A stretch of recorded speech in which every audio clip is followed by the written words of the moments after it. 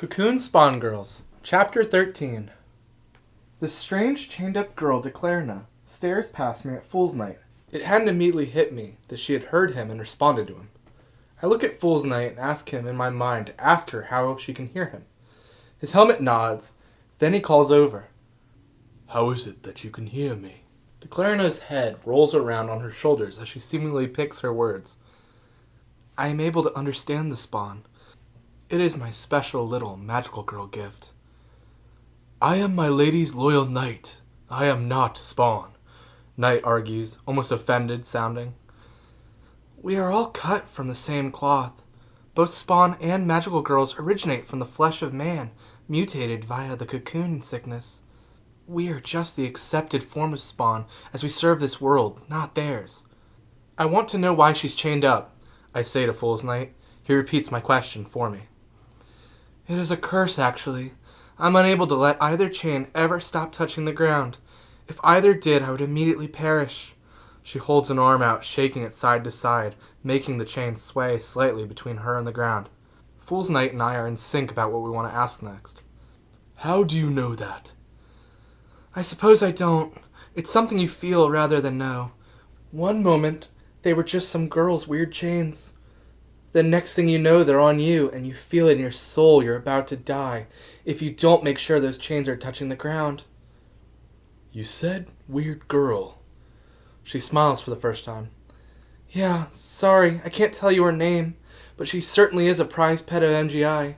They brought her to meet me and place this curse on me. Why they did it, I still don't know. Maybe I did something wrong. Maybe they just want me locked down better so I could never be used against them. Her smile slowly dropped back into a resting flatness. If you were to want this curse, all it would take is to touch these chains. Then we'd be chained here together until MGI says something. I instinctively take a step back. Declarna makes a sound akin to a dusty chuckle. Yeah, I don't blame you there. I wouldn't wish this paranoia on anyone. Is there any way for us to help you? We ask her, hoping there's something we can do. She shakes her head. Nothing at all. It was nice of you to stop by, but really you should get going before anyone notices you've wandered here somehow. I still have questions. I don't want to leave so soon. Why has MGI brought you to our building just to hide you here? They didn't bring me here. This is just where I was when the curse was placed on me. I'm from a previous Marville occupant. There were previous teams here? A couple attempts, yeah. The people of this town need protection just like anyone else. They move girls around so much. Teams end up moving towns a few times before they find their forever spot. I think of Tiki and how this wasn't her first team, but I had thought of her situation more as an outlier than the average experience. I didn't know why I was surprised to think there might be other teams here before us. I suppose it just had never crossed my mind that it was a possibility. And they just left you here, wherever here is. This is B3, kind of like a secret floor, except all the staff know about it as an unofficial storage floor. And yeah, they left me. I can't leave without letting my chains leave the floor. How long have you been down here? We ask, nervous of how possibly long MGI would allow one of their talents to stand collecting dust. She slowly raised a chained hand to her cheek, picking at it, thinking. 3 years? Or maybe only 2. That's my guess. Has she really been here since the beginning of MGI operations? That can't be. Being in the dark so long, she must have felt like she had been here for far longer than she really had been. I think about what else there is I could ask this strange girl. Ask her if she stole my clothes, just to be sure. Fool's Night doesn't immediately do as I ask, staring at me silently as if to gauge if I'm serious. After a moment of staring, he repeats my question about my clothes. Declarna shakes her head, chains rattling. I'm not the one who took them. I do know who did, though. How could you possibly know who did it? Fool's Night asks for me. She cracks that smile again, clearly amused to get to brag about what she knows. The same way I know your name's Sophia. Let's just chalk it up to me being able to know the goings-on of everything inside this office building. So, who did it?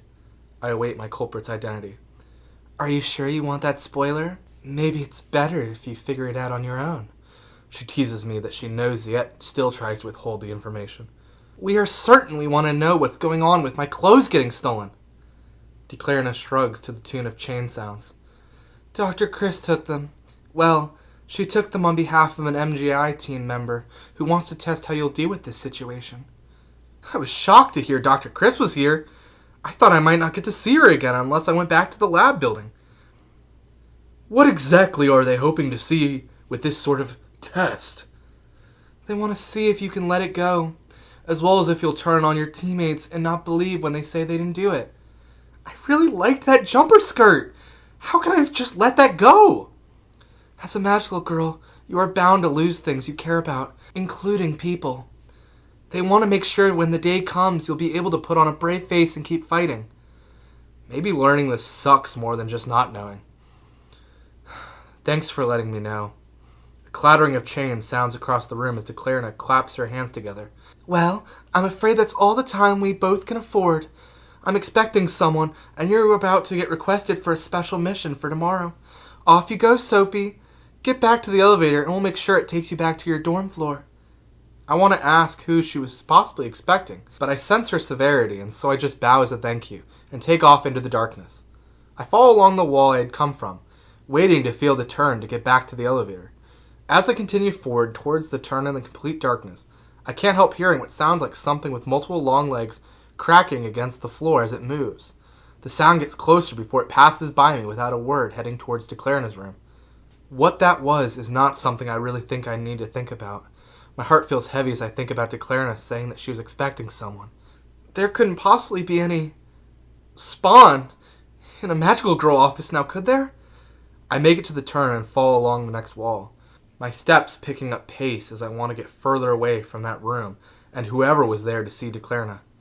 I see the slight glow of the elevator and dash into its open doors. Once I'm inside, the doors close and we begin moving upward. The doors eventually open after a moment and we're back to the dorm floor, just as Declarina said it would. How is she controlling the elevator? There truly seem to be some deep mysteries surrounding that girl. Perhaps I'll visit her sometime. I walk out of the elevator and head down the hall to my room. I'm almost at the door when a voice from behind calls my name. I turn around to see Miss Gretchen. Sophia, perfect. I was just about to come get you. You and Marcia are going somewhere tomorrow, okay? Special sort of mission MGI is trusting you two with. Good chance for you to show them your skills. I nod and give a thumbs up. I want to ask for more details, but she begins to walk off towards Marzia's room, calling back to me. I'll get you two to your mission right after tomorrow's morning meeting. So you just get there in the morning and we'll be good to go. I keep walking down the hall and get into my room, flopping down in my bed once again. The day is barely halfway over, and yet I feel so tired I don't think I want to move at all. It feels like I've done a full day's adventure despite it only taking till the afternoon. I end up falling asleep on the edge of my bed, napping until evening. I awaken with a foggy recollection of throwing myself on the side of my bed and feeling tired, but I don't remember actually falling asleep.